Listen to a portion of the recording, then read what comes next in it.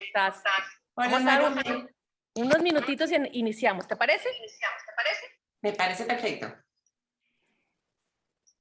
Gracias a todos los que se han unido tan a tiempo y tan puntuales. Ahorita empezamos en un minutito más para platicar bien a gusto con Evelyn.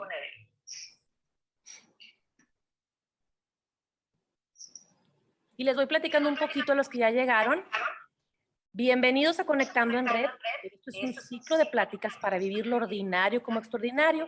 Y esto inició a raíz de la pandemia para poder estar un poquito más cerca con todos los que nos siguen a Educando en Red. Y esto es como un agradecimiento. La verdad es que nuestro área de contenidos se esfuerza un chorro por tener buenas charlas. Y hoy nos tocó el turno a Evelyn Schipper. Hola, Evelyn, ¿cómo estás?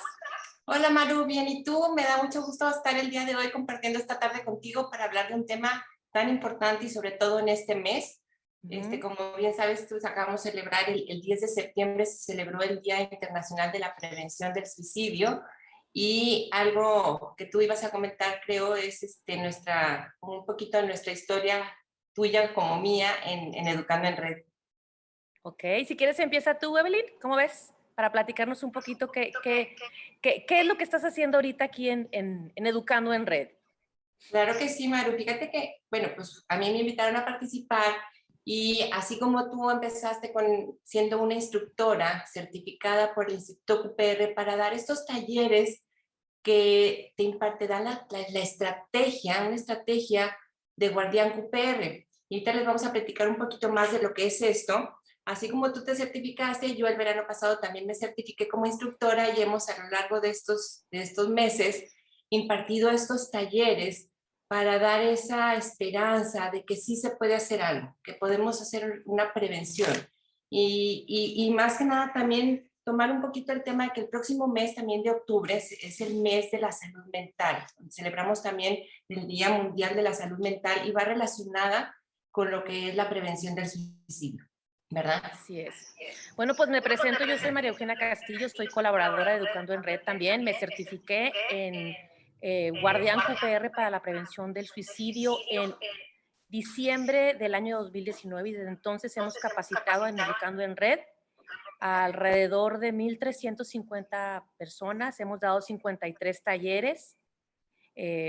Y les platico un poquito también qué es Educando en Red para que nos acaban de enchufar, que sepan que Educando en Red tenemos como misión el mejorar las capacidades formativas de los adultos para generar entornos favorables para un sano crecimiento y desarrollo de la niñez y la juventud en México. Somos una asociación civil y hoy también somos parte, Evelyn y yo, y vamos a platicar ahora de la prevención del suicidio. ¿Cómo es que iniciamos en esto, en Educando en Red? ¿De dónde salió la idea de poder compartir con la comunidad, con la sociedad en general, esto de los talleres? Cuéntanos un poquito, Evelyn, cómo inició esto en Educando en Red. Claro, Maru, mira, yo creo que como mencionaste ahorita, la misión de Educando en Red es esta preparación o generar entornos favorables para los niños y jóvenes. Creo que tenemos que empezar con los adultos, y nos necesitamos capacitar como adultos en todos los diferentes temas. En Educando en Red hay 5 ejes básicos, y dentro de uno de los principales ejes que se preocupa y ocupa Educando en Red es el del bienestar y salud mental. Y aquí es donde entra el tema de esta estrategia QPR, que bien nos podrías platicar un poquito, ya que tú iniciaste primero con esta certificación, pero les puedo platicar y adelantar que se buscaron diferentes estrategias para la prevención del suicidio, y una de ellas fue la que proporcionaba el Instituto QPR. Habrá muchas otras, ¿verdad? Pero en específico, Educando en Red le llamó la atención lo que mostraba el Instituto QPR, porque la información que ellos proporcionaban estaba basada en evidencia probada, certificada. Están constantemente haciendo estudios, están haciendo estadísticas, están estudiando de dónde vienen todas estas situaciones, y más ahorita con la pandemia. Creo que se están presentando casos nuevos. Así es. Y platicando un poquito más, centrándonos en el tema del Instituto QPR, que fue donde nos certificamos Evelyn y yo. Platícanos un poquito, Evelyn, ¿quién fue el creador de esta estrategia y cómo es cuándo inició? ¿Cómo es que ellos iniciaron con esto de los guardianes? Porque escuchamos que decimos guardianes QPR, pero ¿podrías platicarnos un poquito más a fondo a qué nos referimos cuando hablamos de guardianes? Claro, sobre todo, Maru, yo creo que la gente escucha Instituto QPR o Guardián QPR y dice, pues, ¿qué es eso? Y es muy sencillo, son siglas que son en inglés. El Q, la P y la R, que es Q de question, Q de queso, vamos a decirlo en español, pero es de question, preguntar, la P de persuadir y la R de referir. Entonces son tres siglas que significan algo en inglés y de ahí es el instituto, por eso se llama Instituto QPR. Y el Instituto QPR nació como tal en el verano del 99 y fue fundado por el doctor Paul Quinet. El doctor Paul Quinet, junto con un grupo de colegas psicólogos clínicos en Estados Unidos, se preocuparon mucho porque veían que donde ellos trabajaban llegaban muchas personas de la tercera edad a la atención de urgencias, emergencias médicas, y constantemente estaban recibiendo muchos adultos mayores y ellos se preguntaban qué podían hacer para pues, evitar que estuvieran llegando tantas personas adultas mayores al hospital y que se internaran. Y ante esta preocupación decidieron como observar un poquito qué es lo que estaba sucediendo con ellos. Y la manera de poderse acercar a estos adultos mayores era que estas personas podían o podían contactar a personas que estuvieran en contacto con ellos, que vivieran cerquita o que estuvieran ofreciendo algún servicio. Por ejemplo, te platico la historia de una comunidad, una colonia, vamos a imaginarnos una colonia privada, y en esta colonia privada vivían puros adultos mayores. Y de esta manera decían, bueno, si yo le pido al cartero, al que entrega las cartas, al que está revisando la lectura de la luz, de los servicios eléctricos, de agua, etcétera, que cuando vayan a tomar la medida o vayan a entregar el recibo, le tocaran a la puerta a estas personas, los saludaran, vieran cómo estaban y estuvieran un poquito al tanto de cómo iban cambiando estas personas con el día a día. Si veían una desmejora o una desmejoría en estas personas, lo reportaban a este grupo de doctores que eran colegas del doctor Paul Quinet, y de esta manera ellos se acercaban con este adulto mayor para ver qué era lo que estaba sucediendo, ya sea que se sintiera muy solo esta persona, que estuviera a lo mejor dejando de tomar su medicamento a tiempo y poderlo apoyar de alguna manera. Asimismo lo hicieron con las personas de los supermercados y de las farmacias que eran aledañas a estas colonias, para que igualmente las personas que daban el servicio del cajero, el entregar de la carne, el que les entregaba los medicamentos, les preparaba esas dosis, estuvieran como en conversación con ellos y fueran como observadores. Y de ahí nace la palabra guardián, que lo aplican ahora a lo que es guardián QPR, que somos observadores y que podemos implementar esta estrategia para prevenir el suicidio. Ok. Bueno, también es importante decir que esta estrategia o como podemos decir, las recomendaciones del instituto, también hay que agregar que se puede dar a mayores de 18 años y los grupos que se sugiere que sean alrededor de 35 o 40 personas para que tengamos una buena comunicación cuando se dan los talleres, ¿verdad? Vamos también a platicar otra cosita que creo que es interesante decirlo. Existirán algunos millones, bueno, no millones, pero bastantes más formas de atender la prevención. En este caso, Educando en Red, nos enfocamos en esta estrategia, ya que, como dijo Evelyn hace unos momentitos, hay evidencia probada y siempre en educación continua están haciendo pruebas, están haciendo ejercicios, están haciendo focus group para ver que esto funcione. Y también apoyando en el Tecnológico de Monterrey y en la UDEM, que ya certifican a los chavos mayores de 18 años, nos dimos cuenta que es eficaz y que funciona esta nueva estrategia, por así decirlo.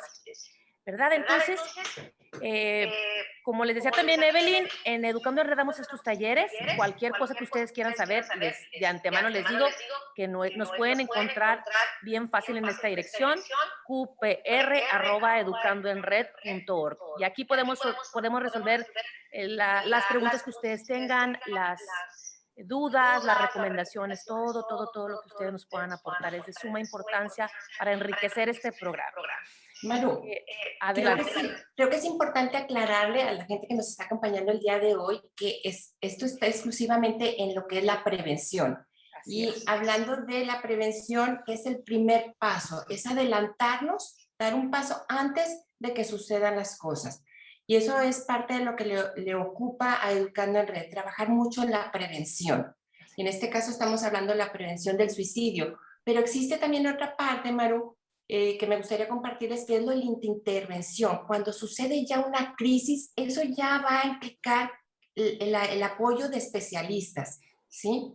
En el caso de nosotros, como el tuyo, Mario, y el mío, estamos dedicadas en la parte de lo que es la prevención.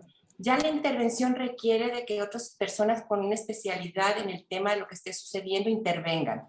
Y luego existe la otra parte, que es el número 3, vamos a decirlo así, después de la intervención, sigue la posvención, que es sumamente importante que en el caso de un suicidio consumado en un círculo cercano, la gente se atienda, que busquen ayuda en esa posvención y no se queden sin hablarlo. Se requiere también otro tipo de apoyo después de la intervención. También como otro dato curioso, podríamos decir que la posvención, cuando sobrevive a un suicidio, directamente se afecta a 6 personas e indirectamente son 120 personas alrededor de este suicidio que se ven afectadas. Es por esto la importancia también de trabajar la posvención. A veces creemos que podemos hablar con un joven, con un adulto o con un niño y hablarlo y con eso puede ser suficiente. La realidad de las cosas es que hay que trabajarlo. Son temas difíciles, temas duros que hay que explicar y es un duelo y hay que trabajarlo y para esto es la posvención. Pero bueno, vamos a entrar un poquito también en el tema de suicidio hoy por hoy, cómo está, y vamos a platicar algunas eh, estadísticas que se tienen y les cuento que el suicidio es la segunda causa de muerte a nivel mundial entre jóvenes de 15 a 29 años. Más de 800,000 personas se suicidan cada año. Esto es cada 40 segundos. Cada 40 segundos una persona se quita la vida. Es un dato estremecedor. O sea, imagínense qué hago yo en 40 segundos. Me paro, voy por un vaso de agua, todo lo que se pueda hacer. Imagínense que en ese tiempo alguien se está quitando la vida. Nuestro mensaje hoy es esperanzador. El suicidio es prevenible y podemos hacer algo. Y es lo que intentamos hacer ahorita en este en vivo que estamos participando.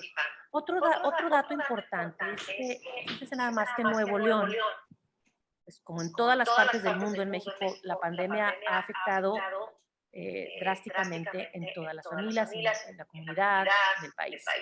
Y tristemente en Nuevo León, en lo que va del primer semestre de enero a junio, se registraron 6 suicidios de menores de 17 años.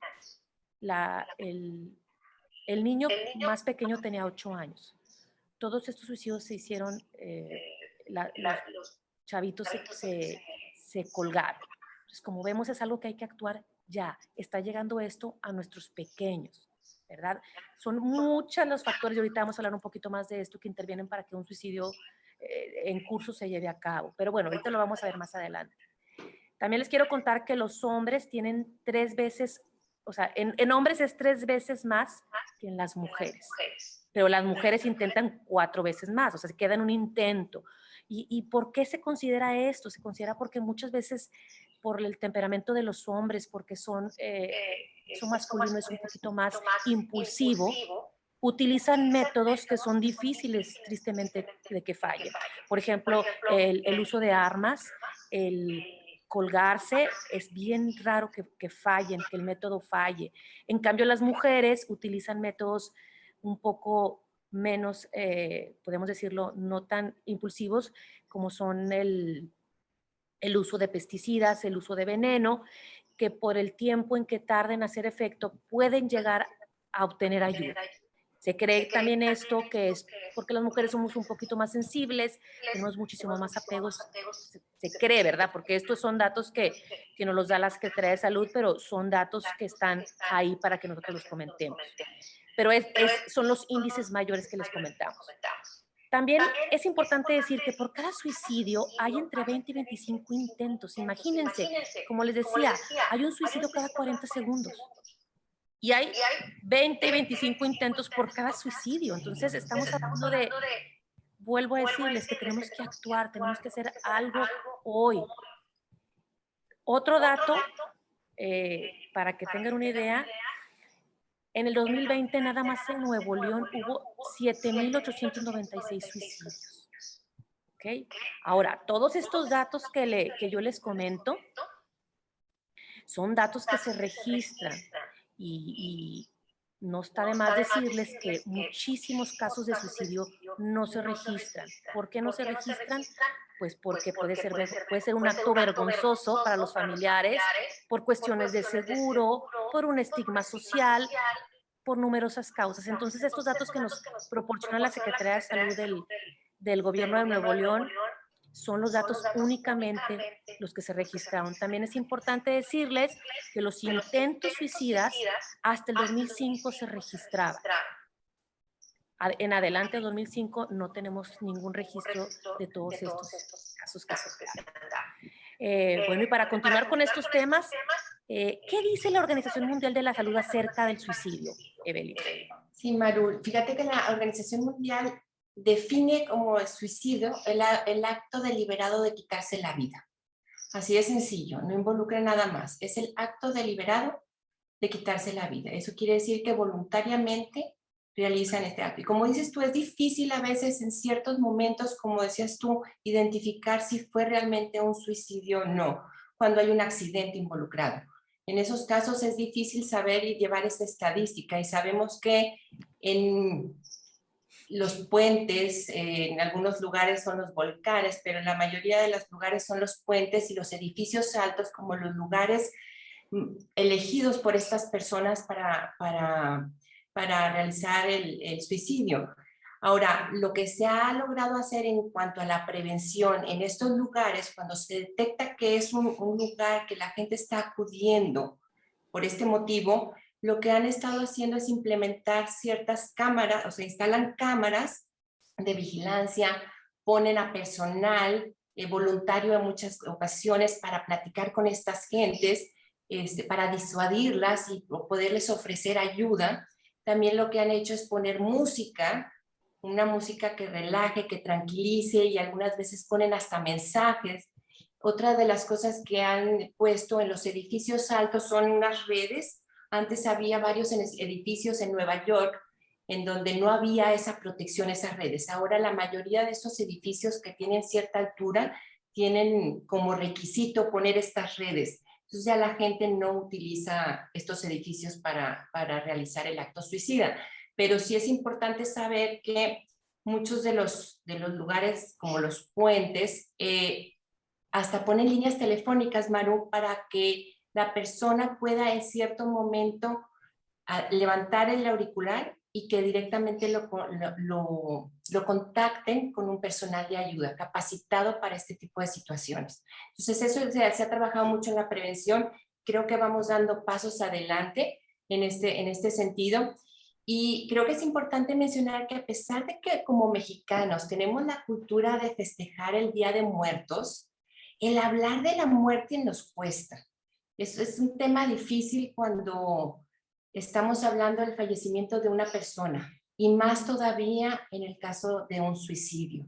La afectación es tanta y el dolor es tanto el que nos deja a las personas que estamos alrededor, que es difícil hablar del tema.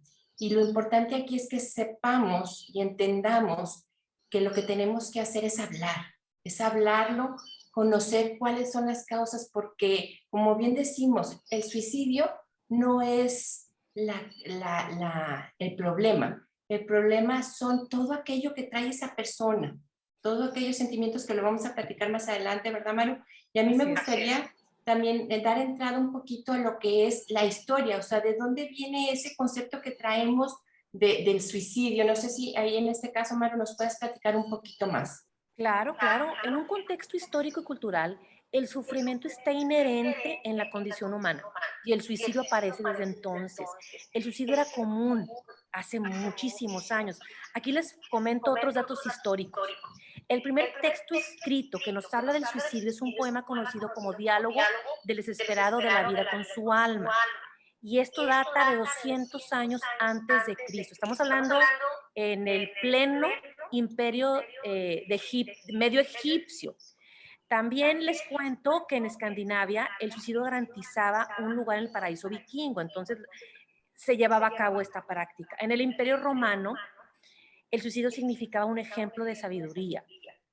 Ahora, en el Japón feudal, destriparse, así se oye espantoso, pero así era un honor para una persona que tenía principios. Y también es importante también platicar un poquito del siglo XV, esto es en Europa. El suicidio empieza como una condena cristiana. Imagínense que colocaban los cuerpos de las personas que fallecían por suicidio, las metían adentro de un barril y los aventaban por el río. Era como algo indigno. También esto también pasaba en el siglo XVII, colgaban los cuerpos de las personas que se quitaban la vida, después los arrastraban por toda la calle, por todas las calles pues eran empedradas, eran de tierra, para que todas las personas que estuvieran los vieran, ¿verdad? Y ya que hacían esto, los aventaban a un basurero. En Inglaterra, en este mismo siglo, la corona se beneficiaba de las propiedades y del dinero del fallecido. ¿Qué pasaba? Hagan de cuenta que la corona enviaba a un forense cuando había fallecido alguien por suicidio y esta persona determinaba si moría, si la muerte había sido por un accidente, si había sido un homicidio o si había sido suicidio. En caso de que fuera suicidio, como les decía anteriormente, le quitaban todas sus pertenencias, la familia se quedaba sin un quinto y además como si fuera esto no fuera poco, les enterraban una daga en el corazón y los exhibían, los dejaban en el pleno parque para que las aves y los animales se los comieran. O sea, esto era para provocar un poco de miedo con la sociedad y que no, eran como prácticas, ¿verdad? Para que esto no, para disuadir del suicidio. Pero también es importante saber que a partir de 1832, muchísimo más actuales, ¿verdad? Filósofos y científicos se empezaron a dar cuenta que el suicidio era algo digno de estudiarse. Y entonces el primer registro histórico que se tiene para disuadir del suicidio o de la muerte que alguien se quitara la vida data de 600 años antes de Cristo, mediante prácticas infructuosas que consistían en castigar a los difuntos, ¿verdad? Y era lo mismo que les platicaba. Colgaban los cuerpos y dejaban que los animales llegaran y pues como les platiqué, lo que era para confiscarles sus propiedades. Pero bueno, también en 1774 nace el primer programa de prevención suicida. Se llama London Royal Human Society y esto les cuento un poquito, fue en Londres como es el nombre, y dos doctores se empezaron a dar cuenta que ahí cerquita de Westminster, pues en el lago, en el Támesis, mucha gente se ahogaba, pero era una cantidad muy grande de gente. Entonces dijeron, ¿qué está pasando? Entonces empezaron ellos a hacer una campaña de su bolsillo, a decir, toda la gente que nos ayude a salvar a estas personas, les vamos a dar lo que equivale ahorita a 120 euros. Entonces, así es como fomentaban que se ayudaran en la comunidad. Tuvo mucho éxito. Al día de hoy existe todavía esa asociación de beneficencia. En 1906, en Nueva York, nació el National Save a Life League. Esto es un pastor también que de su dinero tuvo un caso que una muchachita de 14 años se quitó la vida y para él fue algo tan duro y tan inesperado que él también empezó a invitar a sus feligreses y así fue como se creó, también todavía existe. Perdón, esta no, dejó de existir después de la Segunda Guerra Mundial porque el señor ya no podía solventar este programa. En 1935, esta sí existe todavía, se llama Samaritan Shad Vara, este es un sacerdote anglicano que inició también él dijo, tengo que hacer algo. A él fue un caso que le llamaron porque una señora amenazaba con quitarse la vida, no lo encontraron, al otro día pudo ir a ver a esta señora y fíjense entonces que llegó tarde, la señora se envenenó y él también le causó tanto pena no poder haber llegado a tiempo que dijo, tengo que hacer algo, y así es como nace esto. Todavía existe, empezó en Londres y ahorita ya está en todo el mundo. Y así es como poquito a poquito se ha venido viendo la prevención del suicidio como un tema de estudio, ¿verdad? ¿Qué está pasando y qué se puede hacer? Los fundadores modernos del suicidio son Edwin Shetman y Norman Farbo. También se agregó Littman y hasta el día de hoy siguen estas prácticas de prevención. En la actualidad, muchos líderes de opinión, religiosos, etcétera, ven al suicidio como ven al suicidio no como una mente perturbada, no lo ven como un acto pecaminoso, es como, ellos piensan que es como un trastorno. Y aquí viene otro tema que vamos a tocar bastante importante, que estas creencias y estos tabús contribuyen al sufrimiento de personas que tienen comportamientos o crisis suicidas. Es importantísimo y es parte de lo que intentamos hacer dentro de la certificación Guardián QPR para la prevención del suicidio, es estigmatizar el suicidio. Y aquí te invito, Evelyn, a que nos platiques un poquito más en lo que qué es tabú y qué es la estigmatización que se tiene de esto del suicidio. Claro, Maru, como tú comentabas, la historia. Es bien importante saber de dónde viene todo esto y de cómo nos hemos comportado como seres humanos. Cómo a veces hay ciertas cosas que, como decías tú, en Japón a lo mejor era algo que enaltecía cuando fallecías y te quitabas la vida, pero por otro lado, en otras épocas y en otro lugar, era mal visto, era como una debilidad o que a lo mejor estaban poseídos, porque en ese tiempo también creían que la gente era poseída, entonces algo estaba mal con estas personas y pues los mandaban, como dices tú, o ponían como un ejemplo lo ponían en la plaza para que la gente, para disuadir a la gente, o no los enterraban dentro de los cementerios de la localidad, los mandaban fuera a un terreno muy lejos porque sentían que había algo oscuro. Y este mismo tabú, que es la prohibición, o sea, la palabra tabú viene de lo que es polinesio prohibido. Y entonces era prohibido hablar de eso, prohibido el tema por la situación que a lo mejor tenía detrás cultural de esas creencias, ¿verdad? Entonces dejaban de hablarlo, era prohibido. Y entonces viene un poquito lo que mencionas tú del estigma. Y el estigma social tiene que ver con aquella asociación negativa que tenemos de personas o grupo de personas que tienen ciertas características o que padecen de alguna enfermedad. Y eso lo vivimos no solamente en, en este tema que estamos hablando ahorita. Habrá estigmas de una situación de decir, estamos teniendo también estigma en el color de piel, son estigmas sociales. Cuando vemos que hay una asociación negativa en eso que estamos observando, lo que se nos está presentando. Y esta asociación negativa cae en la prohibición. Entonces dejamos de hablarlo y dejamos de platicarlo y de aceptarlo. Y lo que debemos de hacer y entender, y creo que esto es reciente, Maro, como tú nos estabas mencionando en la historia, esto viene sucediendo desde hace muchos años. Es algo que está y es un sufrimiento humano. Y hasta hace poco empezamos a entender que se ha estudiado la mente, el cerebro, y las dificultades y trastornos en la salud mental, que equivale mucho, Maru, a que yo te dijera, ¿me puedes recomendar a alguien, algún dentista o un traumatólogo? Porque fíjate que mi hijo se cayó y yo lo platico tan naturalmente. Pero cuando llegamos al tema de un trastorno de la salud mental con depresiones, ansiedades, bipolaridades, esquizofrenias, nos cuesta hablar de eso y debemos de atenderlo como si fuera otra situación médica. Creo que también lo podemos ver como en la sociedad veíamos antes, por ejemplo, era muy reconocido el sacerdote, el médico y todo el mundo era así como la caravana, con mucha atención, mucho respeto, el policía, pero si te hablaban de un psicólogo, un psiquiatra, no lo veían de la misma manera. O sea, era como relegado y otra vez volvemos a la palabra, ese estigma. Tenemos una asociación negativa con la profesión a la que se dedica un psicólogo, un psiquiatra, un terapeuta. Y la verdad de las cosas es que ellos son igual que los doctores, van a ayudar en una situación que tiene la persona. Hay a lo mejor un desbalance químico y lo que es importante es atenderlo.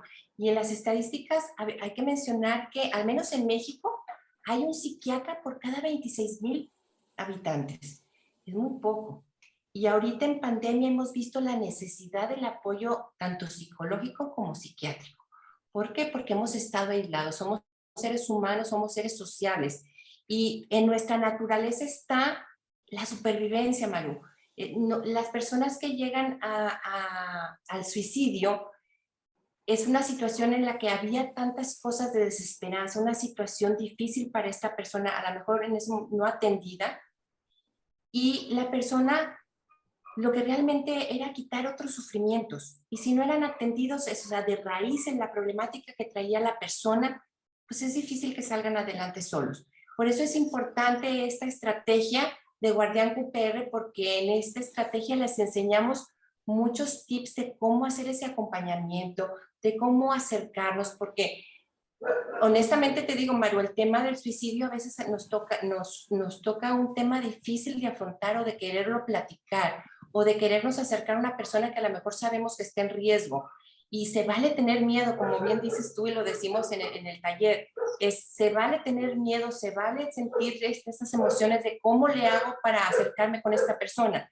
Pero en el taller, como bien saben, los invitamos a que si tienen interés, como decía Maru, nos escriban al correo de UPR, Q de question, upr@educandoenred.org, para que si tienen algún interés en tomar esta estrategia, con gusto nos ponemos de acuerdo.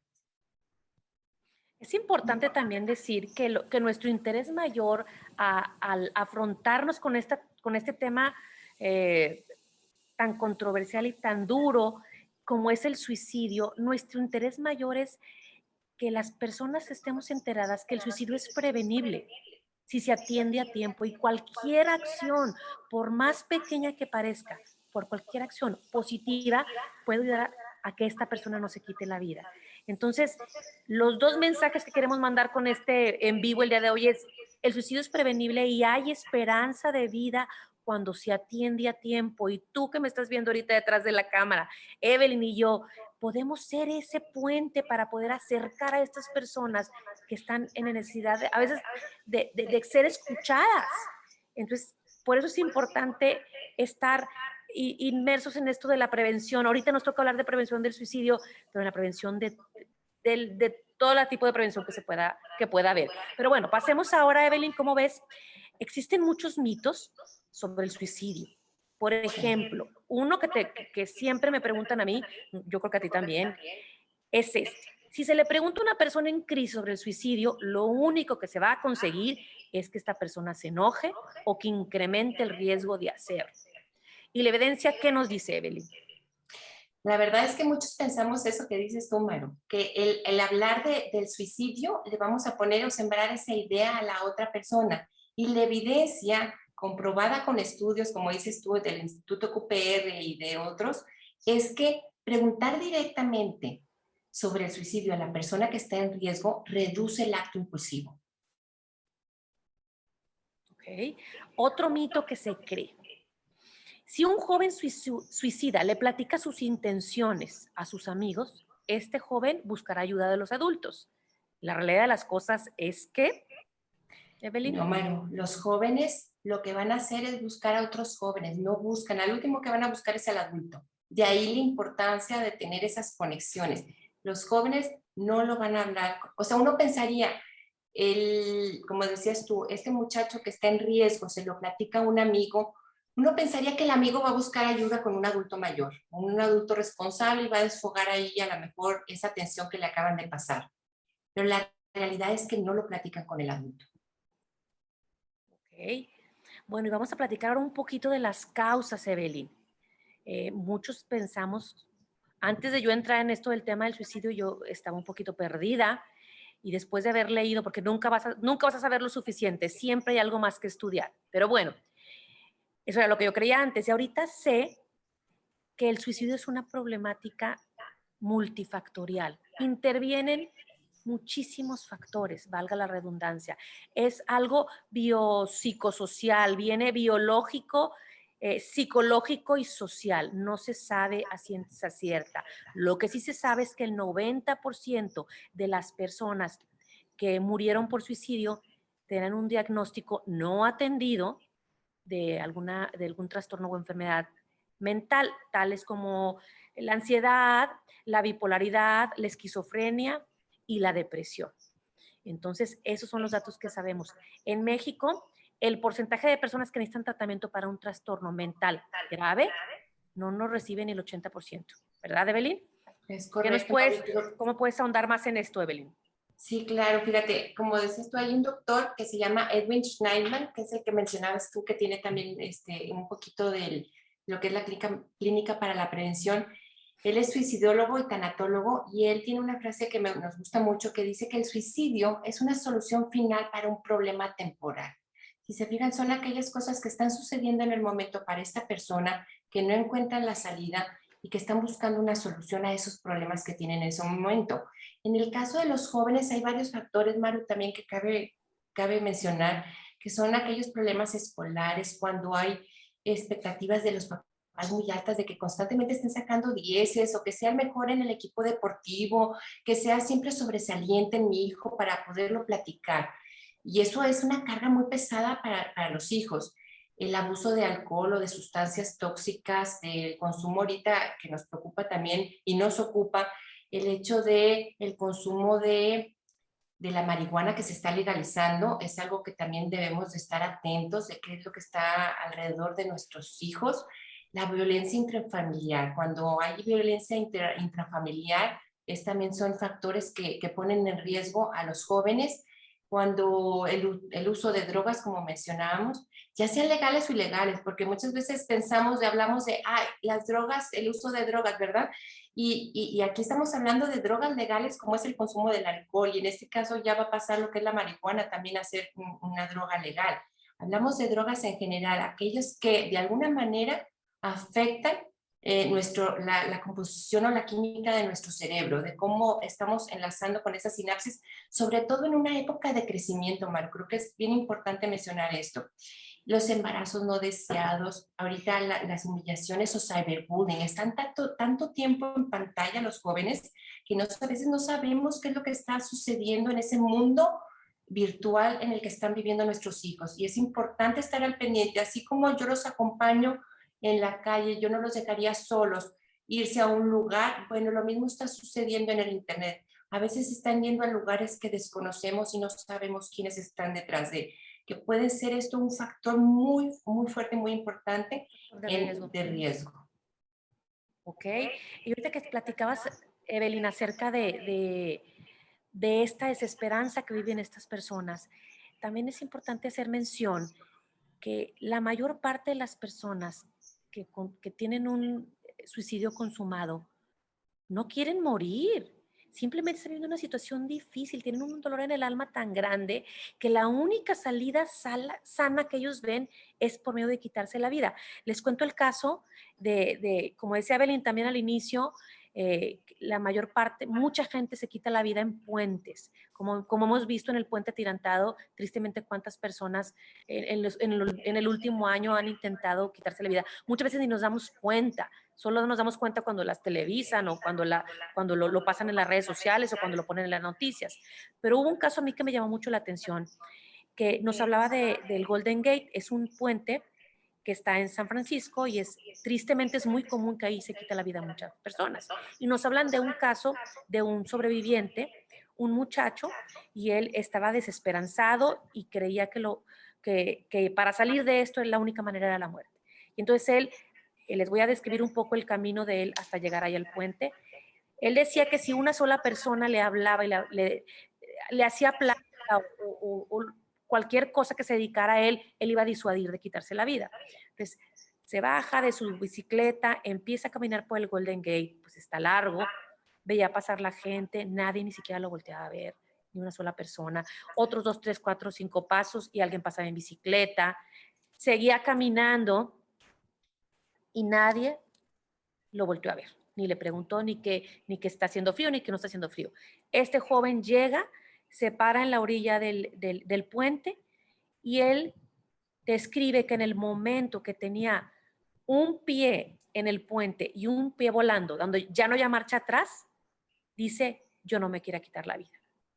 Entonces, bueno, para terminar con este caso, el muchacho cae, sobrevivió a la altura, sobrevivió al agua fría, sobrevivió a haber caído arriba de algo, a los tiburones, estaba por ahí un barco, lo rescatan, pues muchos huesos quebrados, pero el hombre, el muchacho vive. Y hoy en día él da pláticas de prevención, da su testimonio para hacer saber que ninguna persona, o habla por él, que quiere suicidarse, que se suicida más bien, ellos quieren vivir, pero no encuentran un factor de protector que los haga que se queden. Por eso es importante nosotros intervenir y ofrecerles nuestra mano con un corazón compasivo y decirles, estoy para escucharte.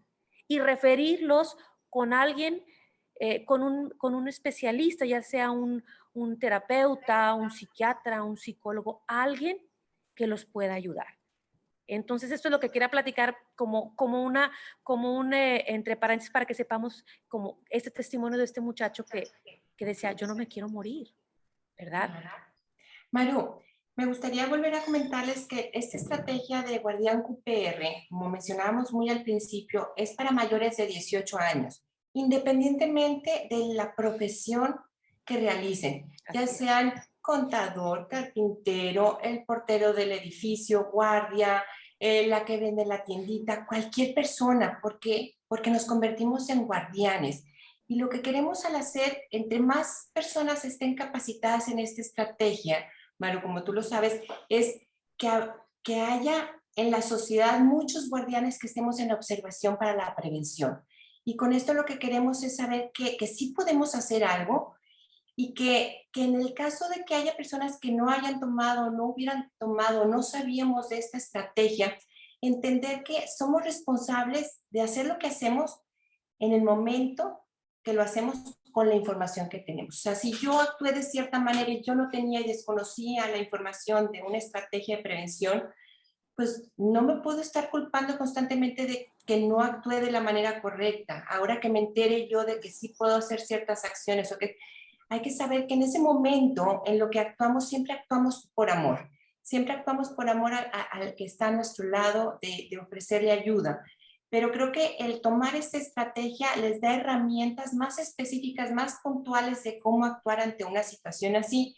Y me gustaría empezar a platicarles a los que nos acompañan el día de hoy y que están aquí con nosotros, un poquito de lo que sí podemos hacer con nuestros hijos y con los niños y adolescentes para estar más atentos, más alertas. No sé si, Okay. Manu, nos quieras compartir algo. Lo más importante al hablar con un ser querido es hacerles saber que nos importan, que los queremos y que estamos aquí para ayudarlos. También es eh, cuando nosotros mantenemos una comunicación con alguna persona que puede estar teniendo una ideación o incluso que ya ha tenido intentos suicidas, disminuye el riesgo de llegar a consumar un suicidio. Entonces es importante hacerles saber que nos importan. También tú nos puedes ahondar más en esto, Evelyn, para... Y si quieres nos vamos a ir Vamos complementando, turnando, Manu. sí, para ideas que vayamos teniendo, ándale. Claro, mira, creo que también es importante el preguntarles qué es lo que están sintiendo. Muchas veces como papás intervenimos mucho en eso y queremos guiarlos a que sientan de esta manera o no se sientan de esta manera y queremos sacarlos de esa burbuja en la que están, decir, me siento así y los queremos sacar de ese sentimiento negativo. La realidad es que tenemos que aceptar cómo se siente cada uno. Claro. Y preguntarles qué es lo que necesitan de nosotros. Si se están sintiendo de esa manera, ¿qué es lo que necesitan de nosotros? Dejarlos hablar, Manu. Creo que yo reconozco que en muchas ocasiones con mis hijos, cuando me empiezan a platicar algo, luego empiezo a dar consejos. Y creo que lo importante también es saberlos escuchar, quedarnos calladas y saber por qué están sintiendo eso, qué les está causando, entenderlos un poquito y no estar constantemente dando lecciones. Esto me lleva a recordar lo importante que es el no juicio. ¿Cuántas veces estamos nosotros con lo que sabemos, con lo que creemos que está bien, diciendo, está bien y está mal? Cuando alguien nos pide ayuda o quiere que nosotros lo escuchemos, tenemos que estar bien atentos de, no estamos aquí para decir si está bien o está mal, estamos para escuchar con una atención plena, poner todos nuestros sentidos prendidos en on, el escuchar, el ver, también nuestra comunicación verbal o no verbal, ¿verdad? Tiene mucho que ver. Lo que estamos diciendo, obviamente, pero a veces te estoy escuchando, Evelyn, y puedo estarme haciendo para atrás, pues en ese momento el canal de comunicación se cierra. Eso yo creo que también es algo bien importante recordar, el no juicio, que nos cuesta, hablo por mí, nos cuesta, me cuesta muchísimo de repente. Hay que trabajarlo, ¿verdad? Claro, es que traemos una historia, Maru, y traemos una historia de vida que nos educaron de cierta manera, venimos con ese aprendizaje y seguimos queriendo implementarlo Así es. cuando debemos de también, lo que hemos oído y me encanta, el aprender a desaprender y evitar ese juicio y recordar un poquito, Maru, ponernos tantito en el lugar de la edad de ellos, recordar un poquito cómo éramos nosotros a su edad, que igual y también realizamos cada tontería o cometimos cada error, pero con eso vamos aprendiendo. Entonces, tratar de ponernos un poquito en su situación, lo que les está rodeando a ellos es un poquito más allá de lo que nosotros vivimos como jóvenes, pero creo que es importante recordar que al tener esa edad no tenemos tanta experiencia, no traemos tanta historia recorrida, esas experiencias las vamos ganando con el tiempo, ¿verdad? Entonces es importante también entender que están en una edad de aprendizaje. Y también valorar lo que están sintiendo. Y eso también me lleva a comentarles también que durante los cursos siempre, siempre y solo siempre contamos con la presencia de una psicóloga. ¿Por qué? Porque el área emocional, todo lo que es psicológico, tiene que ser atendido por alguien que sabe, ¿verdad? Entonces, siempre en los cursos tratamos, no tratamos, siempre estamos acompañados de alguien que, por eso me acordé, porque siempre nos dice, valora lo que estás sintiendo y valora lo que está sintiendo el otro. Lo estás sintiendo, ¿verdad, Evelyn? Entonces, a Es veces lo que correcto. tratamos de hacer, adelante, adelante. No, Maru, también es importante que cuando hablemos con ellos, a veces estamos en esa posición como de paternalista, de quererlos guiar, y debemos Claro. de podernos involucrar un poquito en los intereses de ellos. Muchas veces ellos tienen a lo mejor música que a nosotros no nos agrada, involucrarnos un poquito en lo que a ellos les gusta, el tema de interés, aunque a nosotros no nos guste. Decir, ¿sabes qué? Bueno, esa música la escucho, ¿qué le ves tú? Preguntarle un poquito más, aunque no sea de mi interés y no sea de mi gusto, pero de esa manera podemos tener esa conexión con ellos, de saber, por ejemplo, de los deportes, de poder ver una película en conjunto y observar, a lo mejor yo observo unas cosas y ellos van a observar otro y compartir ese diálogo sin tener que estar dando lecciones, sino nada más aceptar los puntos de vista de cada uno. Así es, correctamente. Ahorita estamos hablando para niños y para jóvenes, pero esto aplica perfectamente para cualquier edad. El no juzgar, el darle valor a lo que está diciendo, el que se sienta acompañado, el abrir los canales de comunicación. Esto va desde un niño hasta un joven, un adulto mayor, a una persona ya grande. Entonces, creo que todos estos tips ayudan para poder tener una conciencia plena de que tenemos que poner atención en los demás también, ¿verdad, Evelyn? Es correcto, Mari. Sí, hay muchas Bueno, actividades que podemos hacer con ellos que puede abrir canales de comunicación. Es importante darnos ese tiempo y escucharlos genuinamente en sus sentimientos, de qué es lo que están sintiendo. Y como decías tú, otra vez repetir el no juicio, el estar presentes con ellos y escuchar qué es lo que están sintiendo y ofrecerles qué necesitas tú, o que, para qué, en qué te puedo ayudar yo con las herramientas que tengo y valorarlos como persona, como seres humanos, independientemente de los errores que hayamos cometido. Todos como seres humanos hemos cometido errores y de esto estamos aprendiendo. Es ayudarlos a los jóvenes a encontrar ayuda. Creo que es importante que cuando detectemos ya una situación más constante, permanente y que nos sobrepase a nosotros como padres de familia, que aceptemos que ir con un terapeuta, con una psicóloga, con un psiquiatra en caso necesario, es aceptable, requiere la ayuda de un especialista. así es. Así es, pues yo creo que vamos juntando temas, Evelyn, porque ya se nos va a acabar el tiempo en este conectando. Como vimos hoy, yo creo que hacemos un resumen rapidísimo. Hoy estamos hablando de prevención del suicidio. Nuestro mensaje principal es saber que el suicidio es prevenible y que cualquier acción, por más pequeña que nos parezca, pequeña, grande, como sea, puede ayudar a que alguien desista de cometer un suicidio, ¿verdad? De llevar a cabo un suicidio. ¿Alguna cosa que quieras agregar, Evelyn? Adelante. No, al contrario, creo que ya nos fuimos el tiempo y podríamos seguir hablando del tema muchísimo Claro. más. No queremos agobiarlos a todos, pero sí mostrarles que estamos a la disposición de todos, cada uno de ustedes, para que nos contacten en el correo que ya les puso nuestra compañera Elisa ahí en el chat del Instagram, que es qpr@educandoenred.org.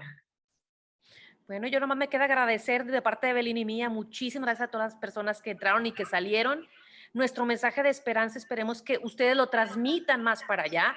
Es importante, vuelvo a repetir, que sepamos que el suicidio es prevenible y hay esperanza de vida cuando tendemos la mano compasiva. Muchísimas gracias por escucharnos el día de hoy.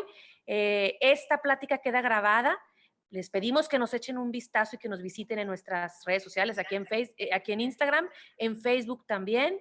El correo, creo que aquí estamos, el correo ya lo dijo Evelyn, por ahí lo había anotado. Cualquier información que requieran acerca del taller QPR para la prevención del suicidio, pueden contactarnos, estamos a sus órdenes. Nuestro objetivo con esto es que se salven vidas, porque con una atención plena, con una escucha activa, la esperanza existe y el suicidio se puede prevenir. Muchísimas gracias a todos por vernos el día de hoy. Nos vemos la Muchas semana gracias, que bonita entra tarde. con otro tema de bastante interés que va a estar la semana que entra nuestra compañera Ale. Gracias a todos por sintonizarnos y no nos queda más que agradecerles. Hasta luego. Bye, bye. Bye.